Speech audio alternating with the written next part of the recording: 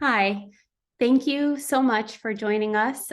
This is not intended to be a formal presentation. We do have a few slides to accompany what I'd like to share with you, but really this was intended to be more of simply a conversation about the journey that our company has been on over the past few years, with more of a focus on diversity, equity, and inclusion, and even going back further, all the way back to when Willmott was founded. Wanted to share with you the history in the progress that we've made along the way. I definitely would like to acknowledge right off the bat that this is not intended to be compliance related or have any legal advice or, very strict guidance for companies forming DEI programs, more of a DEI focus or strategy. We're probably somewhere in the middle in terms of our progress and how far we've come and how far we have to go. Certainly, we see this as more of a lifelong journey and continuous learning that will never stop. Certainly, if you're someone who's with a larger company, you may already have in place a very robust DEI function with a focus on that. You may have formed employee resource groups and committees. Being a much smaller company, Willmott has under 20 employees. We collaborate more so as a whole team rather than splitting up into groups or committees. So the structure is a little bit different, but our hope is that we can share with clients and candidates what we've done so far, where the journey is taking us going forward. And then on top of that, if you happen to be with a smaller company and you're either at the similar spot to us or even earlier in your DEI journey, the hope is that anything that we can share, please feel free to borrow. And then if you'd like to collaborate and discuss further, reach out anytime. So dating back all the way to when Willmott was founded in 1982 by Clark Willmott, he put into place 5 core values that stand true to this day, and we all see them as our guiding principles in all of the work that we do. There's some great timeless classic pieces of advice in terms of how we should always operate personally and professionally. So with integrity, respect, excellence, collaboration, and altruism. And when we started looking more closely at where we stood with diversity, and then more specifically diversity, equity, and inclusion, it was just interesting to us that all the way back 40 plus years ago, when Clark founded our company, he had in his mind respect, which included acknowledging and celebrating diverse perspectives and cultures. So that has certainly been a guiding thought and, very important priority to our company all along. But certainly with some events that came about in the last few years, it's become even more of a focus for our team. So over the 40 years, certainly we saw Clark's initial core values that we've been following. We've had opportunities to work on some searches where the topic of diversity seemed to be more of a focus. We've had requests from clients to make that more of a focus area. And, in our collaboration and working with our clients, we've tried to stay true to our core values while also providing our clients what they felt they wanted and needed, and was justified through their business requests. We've also had opportunities to hold events and network with DEI professionals and just learn a lot more about the importance of the topic of DEI when it comes to all size organizations, even internally within our team. So it's been something that there was an awareness around and something that was of importance and value to us. But I think similar to a lot of organizations, the the events of 2020 and, the years before and after that brought about a whole new level of awareness of DEI. And instead of just simply coming out with a statement or trying to put out some written materials to check the box, we certainly took this very seriously. And with the leadership of our president, Dan Hill, wanted to formalize our diversity strategy, not only to put something in writing, but to certainly walk the talk and put a lot more action, thought, and purpose around what we were doing with DEI going forward. So we found ourselves in a meeting. We have a weekly Zoom meeting, usually on Tuesdays, and our small team gets together remotely. Whoever's in the office is online together from that location, and then many of us are offsite.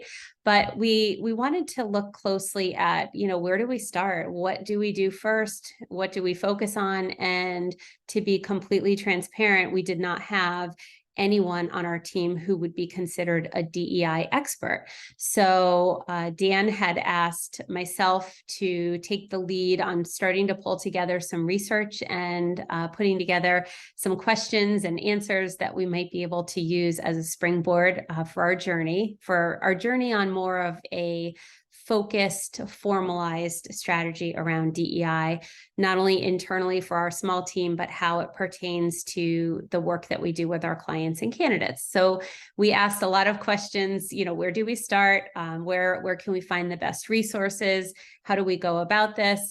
Why is this important to us? Is it just, to do what all the other companies are doing and to do the right thing?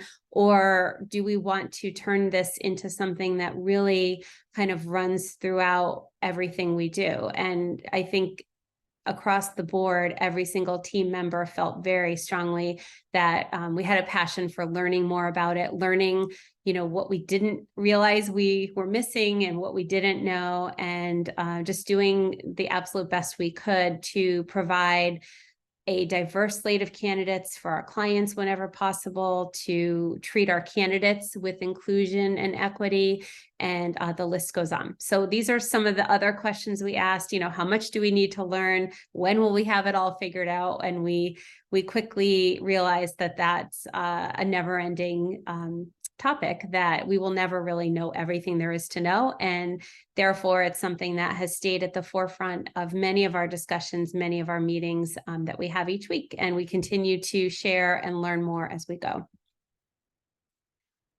So the approach we took, this might be really helpful for any smaller company that, like I said earlier, is either at the same stage or even not quite as far along as we are.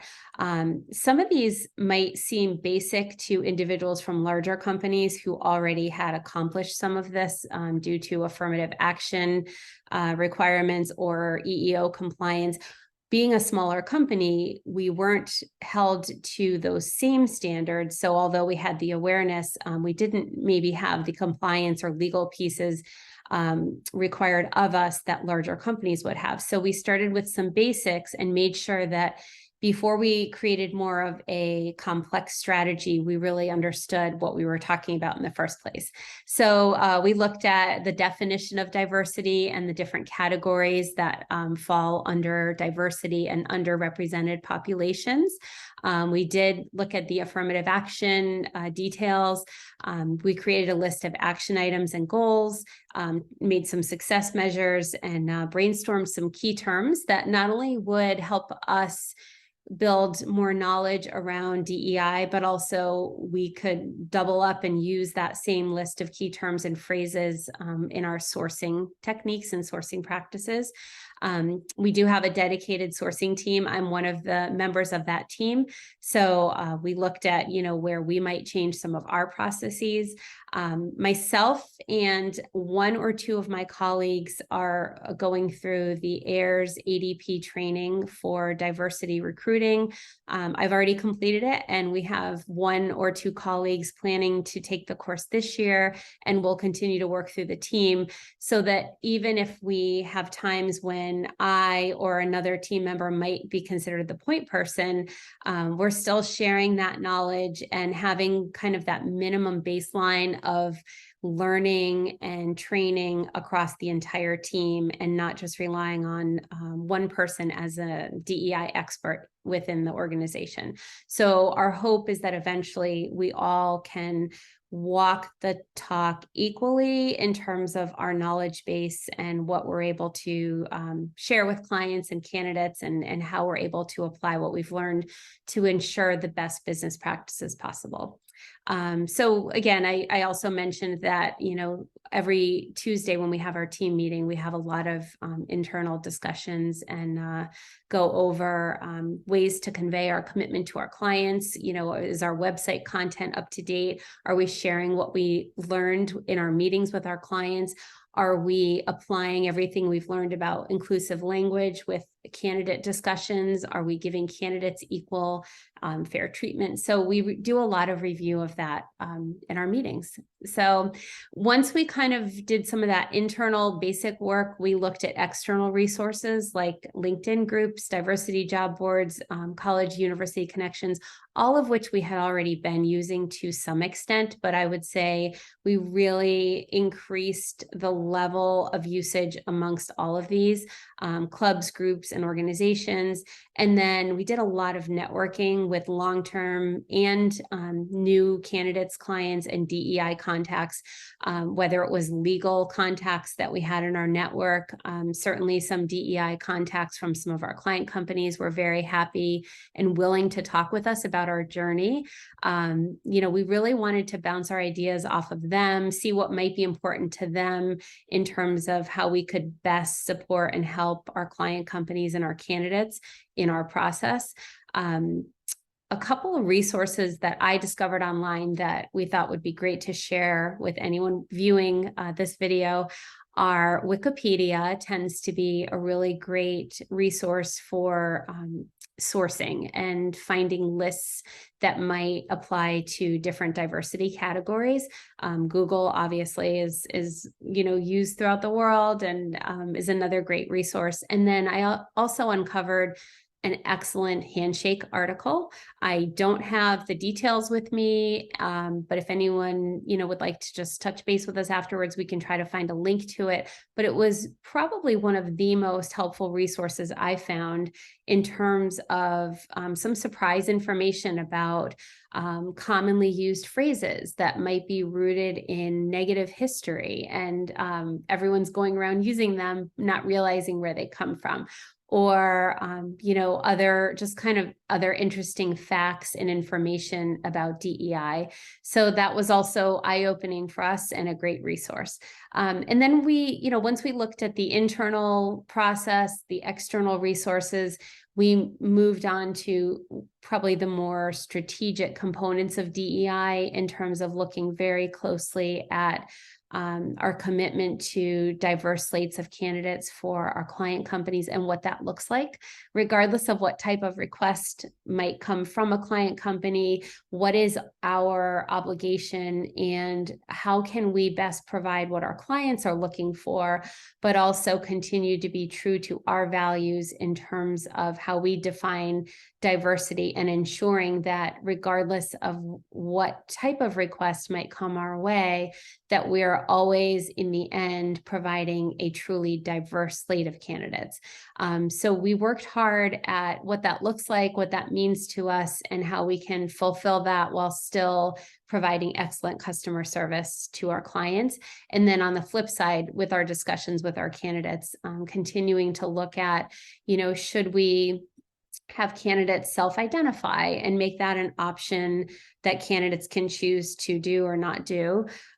So we're still researching that, still looking at other ways that we can provide the best service and value to our candidates that we come into contact with as well. So these are just, again, some of the areas that we looked at internally, externally, and then in terms of our relationships to really build and grow our DEI strategy.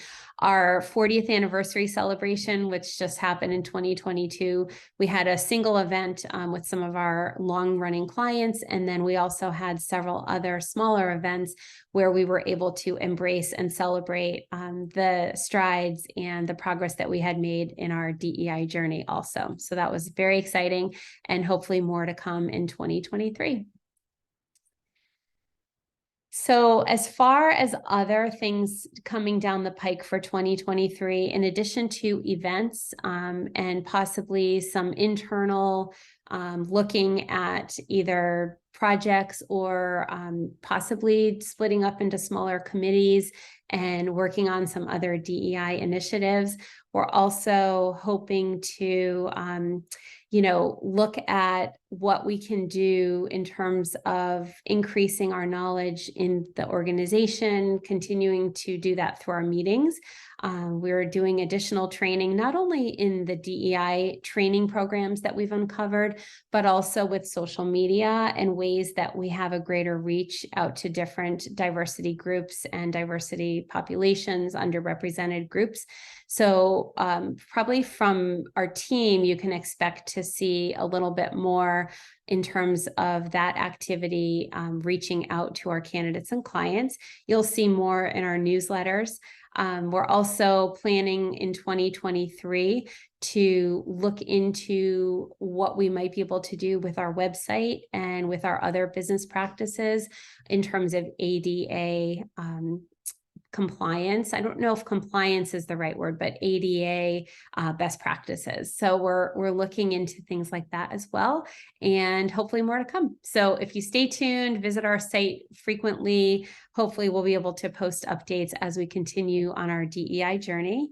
And then if you have any other questions or would like to read more about what we've done, we have a really nice, robust DEI statement, strategy information on our website, and you can learn more there about our team, our core values, and our ongoing journey. So thank you again for joining us, and we really appreciate the collaboration that has come our way, and hope that it continues with our clients, candidates, and network going forward.